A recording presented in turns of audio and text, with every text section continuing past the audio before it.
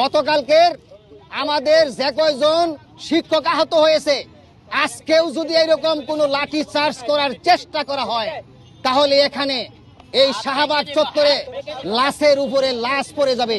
প্রধান উপদেষ্টা ডক্টর ইউনূস স্যারের কাছে আমরা যাইতে চেয়েছিলাম আমাদের স্মারকলিপি দেওয়ার জন্য, ওনার মুখের জবাব নেওয়ার জন্য, জাতীয়করণ করবে কিনা, কিন্তু পুলিশ আমাদেরকে বাধা দিছে। শুধু বাধাই না, একজন না ৩০ জন শিক্ষকের উপরে লাঠি চার্জ করেছে। যারা এখনো হাসপাতালে আছে তাদের চিকিৎসা করার জন্য সরকারকে দায় নিতে হবে। আমরা এক দফায় এক দাবি, স্বতন্ত্র ইবতেদায়ী মাদ্রাসা জাতীয়করণ করতে হবে। আমাদের একটি দাবি ছাড়া আর কোনো দাবি নাই। আলটিমেটাম এটাই ২৪ ঘন্টার মধ্যে যদি আমাদের দাবি দেওয়া না মানা হয়, আবার ডক্টর ইউনূসের চেম্বারে আমরা আবার অগ্রসর হব। বেতন না দিয়ে বৈষম্য নির্যাতন, এইটা এক প্রকার নির্যাতন। আবার এখানে পুলিশ দিয়ে নির্যাতন, ৩৯ বছর ধরে এখানে ঝুলিয়ে রাখছে, এইটা একটা নির্যাতন।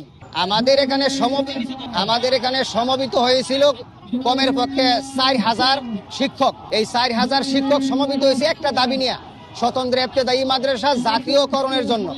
এবং প্রধান উপদেষ্টা ডক্টর ইউনূস স্যারের কাছে আমরা যাইতে চেয়েছিলাম, কিন্তু পুলিশ বাধা দিচ্ছে। আমাদের স্মারকলিপি দেওয়ার জন্য, ওনার মুখের জবাব নেওয়ার জন্য, জাতীয়করণ করবে কিনা, কিন্তু পুলিশ আমাদেরকে বাধা দিচ্ছে।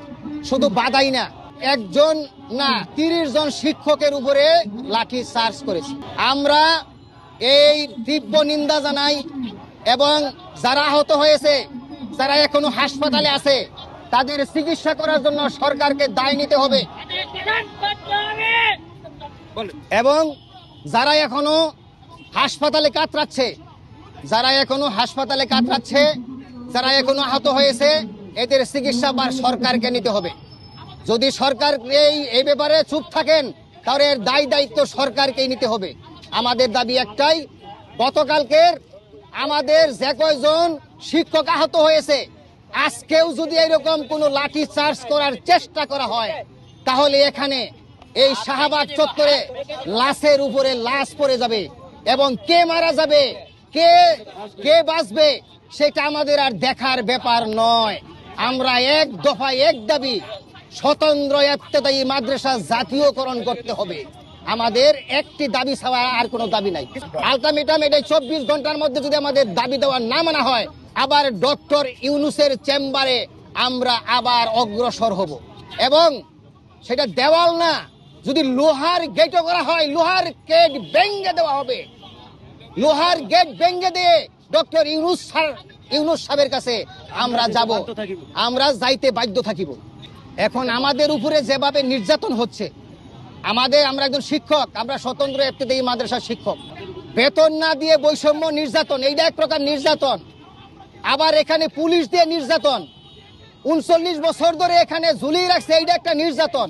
এই বাংলার জনগণ যারা আছে, যারা বিভিন্ন সংস্থা, রাজনৈতিক দল আছে, বিভিন্ন সাধারণ মানুষ আছে, ঢাকা বিশ্ববিদ্যালয়ের শিক্ষক আছে, জাহাঙ্গীরনগর বিশ্ববিদ্যালয়ের শিক্ষক আছে, যতগুলা সরকারি বেসরকারি বিশ্ববিদ্যালয়ের শিক্ষক এবং ছাত্র ছাত্রীরা আপনারা আছেন, আমাদের পাশে দাঁড়ান, না হলে আমাদের লাশ দেখবেন।